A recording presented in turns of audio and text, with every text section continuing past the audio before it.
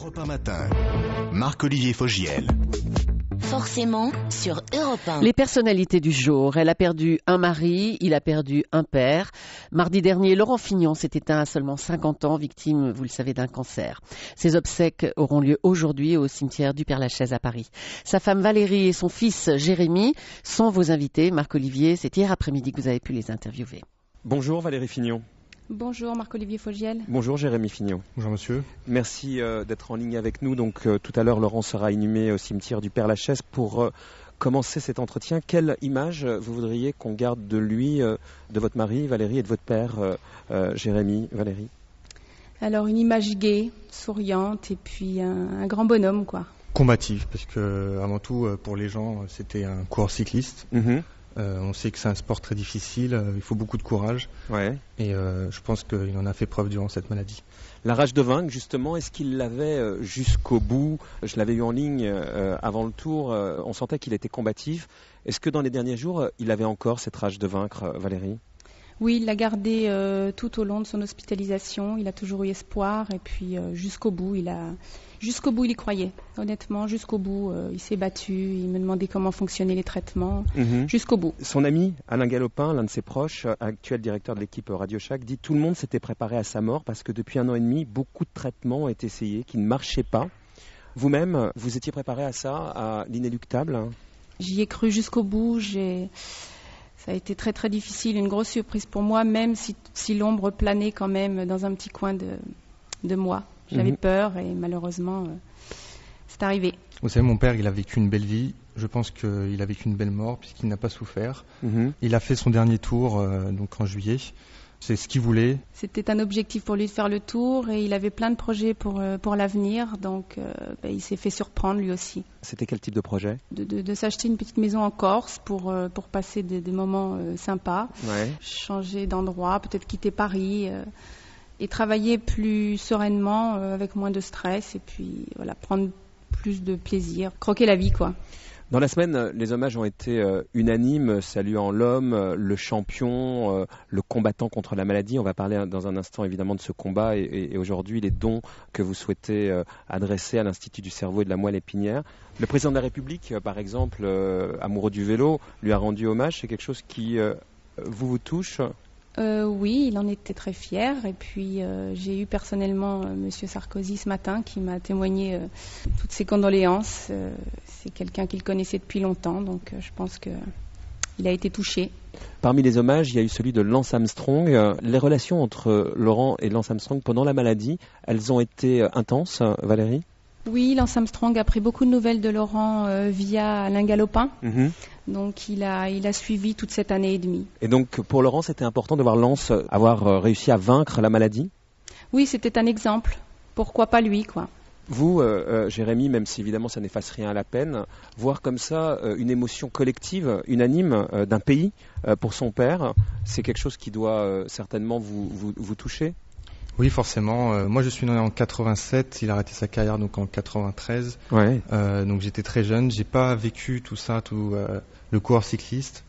Il était avant tout un père pour moi. Donc forcément, oui, ça me touche beaucoup. Forcément, quand je dis aussi que je m'appelle Jérémy Fignon, on me dit oui, le coureur cycliste. Mais je ne savais pas à quel point cette notoriété pouvait être encore aujourd'hui présente. Sur le dernier Tour de France, Valérie, beaucoup d'auditeurs ont été évidemment surpris par sa voix, une voix qui était diminuée, il nous l'avait raconté. Est-ce que vous diriez l'un et l'autre que ça lui faisait du bien de commenter ce Tour? Je pense qu'il en avait vraiment besoin, il m'en parlait beaucoup, il voulait vraiment le faire.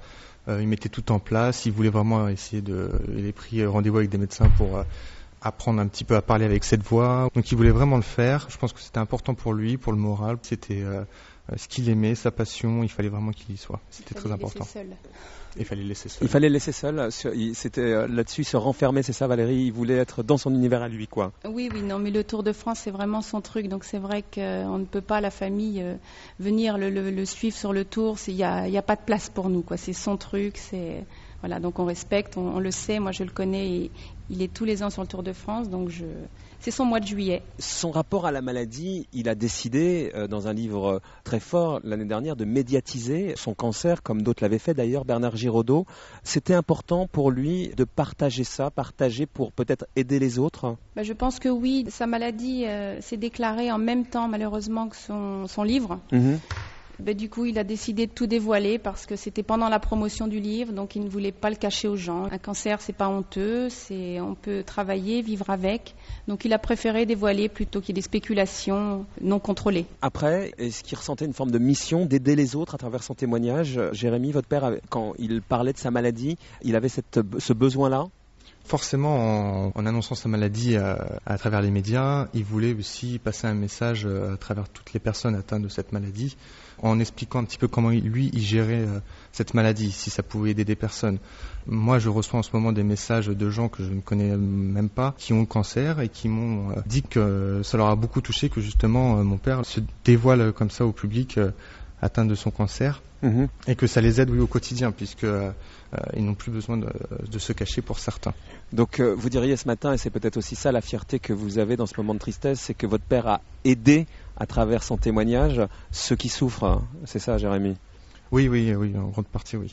Mais vous savez, je tiens aussi à dire que avant tout, je suis d'accord que c'était un homme public, mais avant tout, c'était un père. Pour moi, c'est vraiment l'image que j'ai pour l'instant, et c'est l'image que je veux en garder avant tout. C'est d'ailleurs la raison pour laquelle vous souhaitez que ces obsèques soient respectées dans la plus stricte intimité.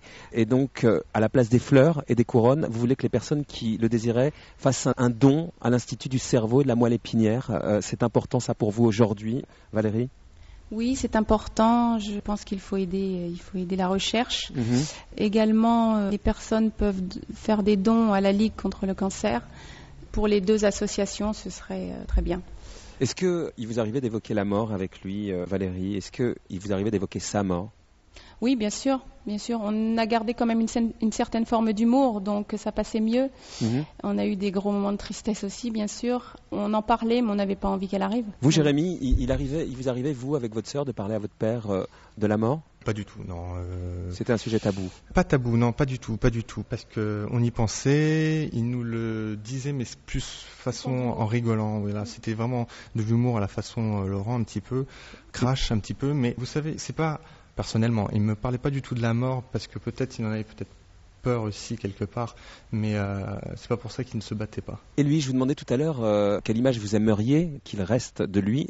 Est-ce que lui, vous savez quelle image il aurait souhaité qu'on garde? Son dernier combat, ça a été le cancer, donc je pense que peut-être qu'un combattant contre le cancer.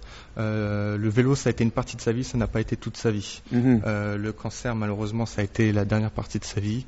Donc c'est peut-être l'image que j'aimerais que les gens gardent. C'est un cycliste, certes, mais aussi un combattant contre le cancer. Il souhaitait en reparler, peut-être réécrire un livre pour expliquer aux gens comment combattre, comment vivre avec cette maladie, comment supporter les traitements au niveau moral, enfin plein de choses. Voilà. Tout à l'heure, donc, au cimetière du Père-Lachaise, Laurent sera inhumé. Qu'est-ce qu'on peut aujourd'hui vous souhaiter à l'un et à l'autre et à Tiffaine? De gérer la suite au mieux. C'est difficile, la tristesse, ça va être très très dur, il va nous manquer terriblement. Et d'avoir une longue et belle vie. Très bien, on vous souhaite donc une longue vie, de rester soudés. Et merci donc Valérie et vous Jérémy d'être intervenus ce matin sur Europe 1. Merci. Merci beaucoup. Merci. Au revoir. Au revoir.